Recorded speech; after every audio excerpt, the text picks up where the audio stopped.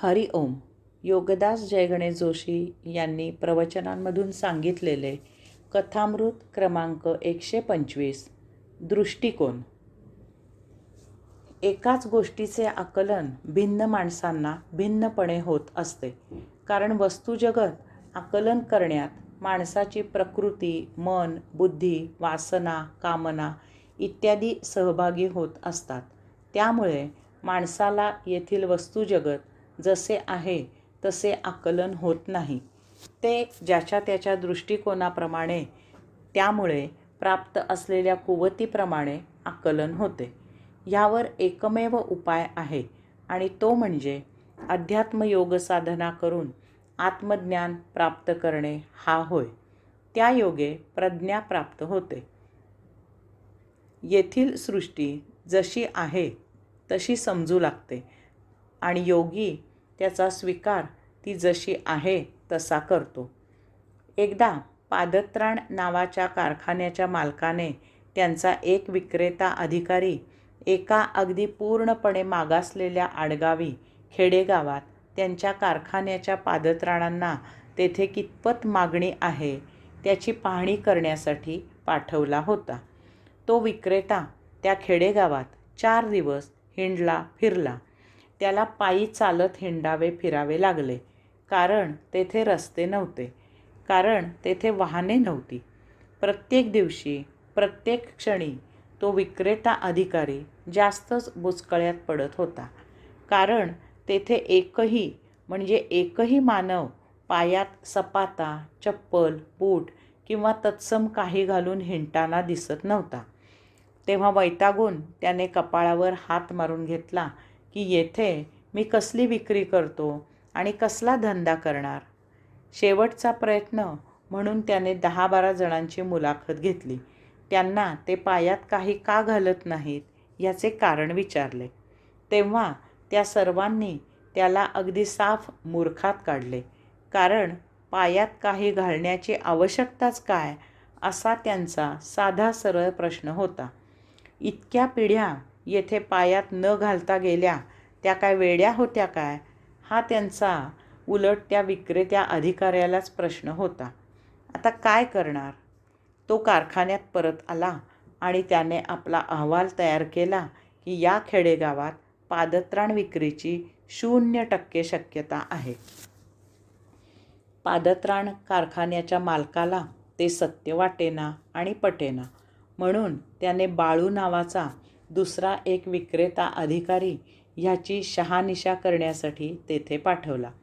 बाळूने तेथे फक्त 1च दिवस पाहणी केली आणि तेथूनच चलत दूरवाणीवर अहवाल सांगितला की येथे विक्रीची 100% शक्यता आहे, परंतु यासाठी दुसरा कोणी येथे घुसायच्या आधी लवकर नमुना पादत्राणे आणि त्याबरोबर भरपूर माल पाठवा. केवळ या लोकांना पायात घालायची सवय लावायला पाहिजे आहे, चटक लावायला पाहिजे आहे. ते मी करतो. कथामृत क्रमांक 126 हव्यास. एक राजा होता. तो महाधनाढ्य होता. त्याच्याकडे अलोट धनसंपत्ती होती. ह्या विश्वात कुबेराखालोखाल त्याच्याकडेच धनसंपत्ती होती.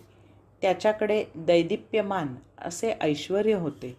ह्या विश्वात इंद्राखालोखाल त्याच्याकडेच ऐश्वर होते. असा हा महाधनाढ्य, महाऐश्वर्यसंपन्न राजा सोन्याचा महालोभी होता. त्याला सोन्याचे वेड होते, इतके की त्याने आपल्या लाडक्या पट्टराणीचे नाव कांचन असे ठेवले होते. युवराजांचे नाव सोन्या आणि युवराज्ञीचे नाव सोनी असे ठेवले होते. त्याच्या राजवाड्यात झोपायला सोन्याचे पलंग होते. आंघोळीला सोन्याचे घंगाळ तांब्या होता.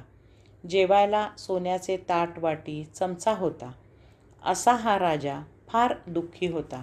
त्याला वाटे की त्याच्याकडे अगदी अल्प सोने आहे. यासाठी काय करावे ह्याचा विचार करत असता त्याला एक साधू भेटला. राजाने साधूचे यथोचित स्वागत केले.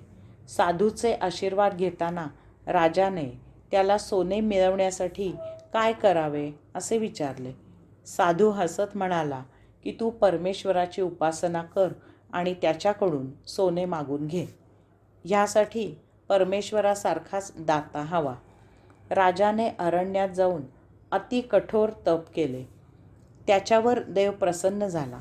देवाने राजाला वर मागायला सांगितले. राजा म्हणाला, देवा, माझ्याकडे बाकी सर्व काही आहे, परंतु माझ्याकडे सोने अगदीच अल्प आहे. तेव्हा देवा, मला वर द्यावा. मी ज्याला बोट लावीन त्याचे सोने झाले पाहिजे. देव तथास्तु असे म्हणून अंतर्धान पावला. राजा स्वतःवर फार खुश झाला.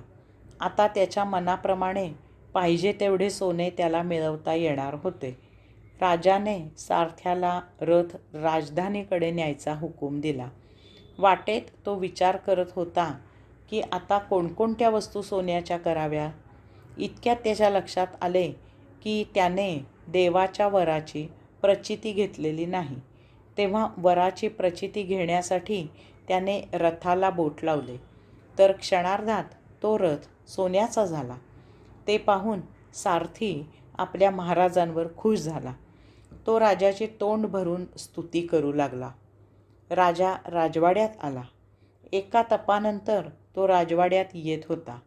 तेव्हा प्रवेशद्वारी त्याच्या स्वागतासाठी त्याची लाडकी पट्टराणी कांचन, युवराज सोन्या आणि युवराज्ञी सोनी उभी होती. राणी, युवराज आणि युवराज्ञीला एका तपानंतर पाहिल्यावर राजाला प्रेमाचे भरते आले. त्याने त्या सर्वांना जवळ घेऊन कुरवाळले. त्यावेळी त्यांना राजाच्या बोटांचा स्पर्श झाला. तत्क्षणी त्यांचे सोन्यात रूपांतर झाले. ते सोन्याचे पुतळे झाले. राजाला स्वतःचीच लाज वाटली. त्याने आपले हात छाटून टाकले. आयुष्यभर त्या सोन्याच्या पुतळ्यांशी विलाप करत बसून राहिला. हरी ओम.